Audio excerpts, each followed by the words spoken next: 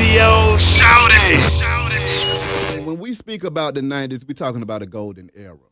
Especially in New York when you had so many different artists coming out at that time. Like I tell folks, you had albums coming out every other week, and all of them were classics, okay? From AZ to Jay-Z to Biggie to Nas, Noriega, CNN, all of that stuff going on at that time. You see what I'm saying?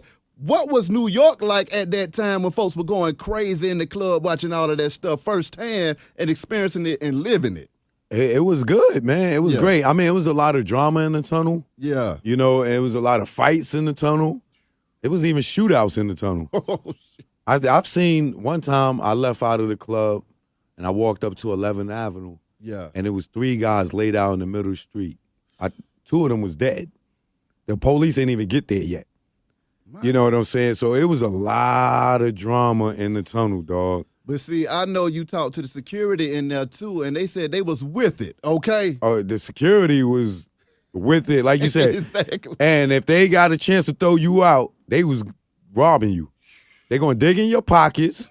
You got jewelry on, they taking your chain, your watch, your rings, and they gonna toss you off them 4 steps, and you just gonna hit that hard, cold concrete. Yeah. And then they just gonna close the door, and you ain't never getting your stuff back. That's cold. That's cold. So the tunnel, it wasn't a place for anybody that was soft and didn't have no heart. Talk to me about that though, cause you sitting in there with the camera though, Cho. I was a thug gangster back then. You know what I'm saying? Now when I think about it, I'm like, damn, I was in here with all these killers and with a $3,500 camera, and nobody ever tried to take it. You know what I'm saying? So I was blessed, and I'm glad that I am who I am, and I came from where I came from. Exactly. Or I probably wouldn't have had none of that footage. Exactly. When you look at that footage now, though, does it take you back to that exact time when you was in there with that camera, or how is that for you, reflecting on all that stuff? You know what? I never even thought about that. Yeah. It's definitely overwhelming. Yeah. You know what I'm saying? Because when I see the expression on people's faces, or like I posted something on my Instagram, me interviewing 50 backstage at the tunnel. This is before 50 even got shot.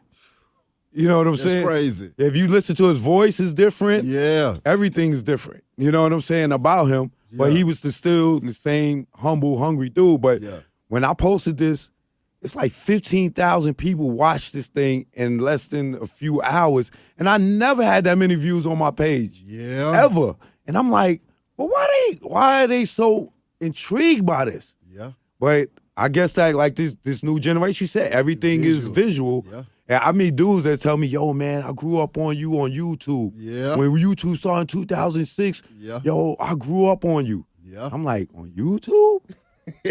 Like, so everything you said is right. It's visual for these dudes. So for them to look and see 50 that young sitting there talking about, he didn't even hit yet. I think this was the Power of a Dollar album that he was promoting at that time. He didn't even meet Eminem yet.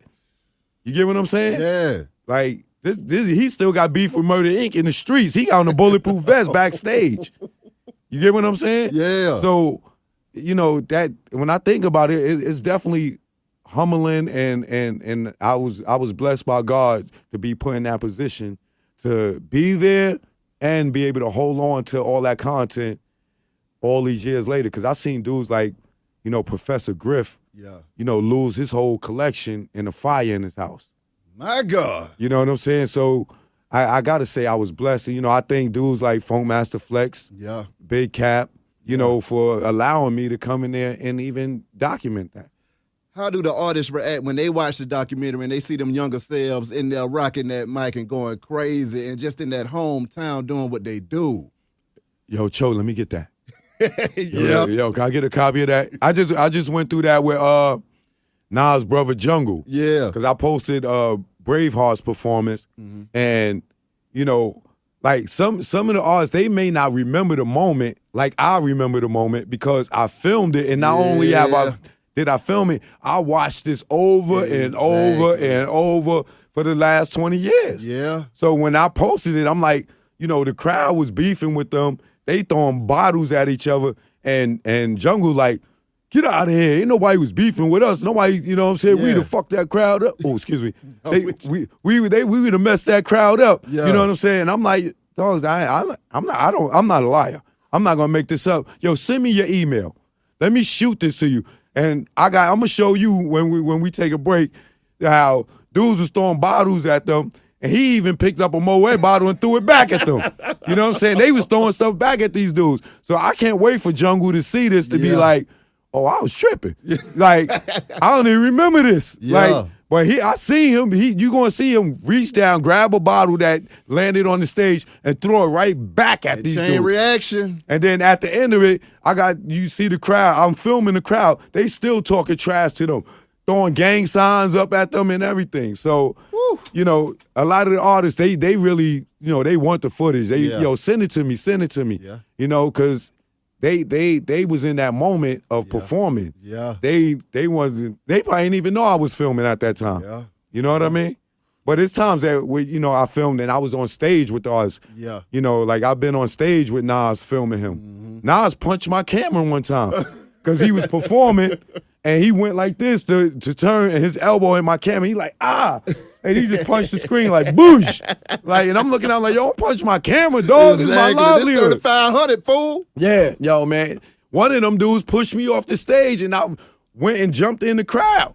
And then security pulled me back up and put me back on the stage with Nas. So it would be crazy in the tunnel, dog. Radio Shouty.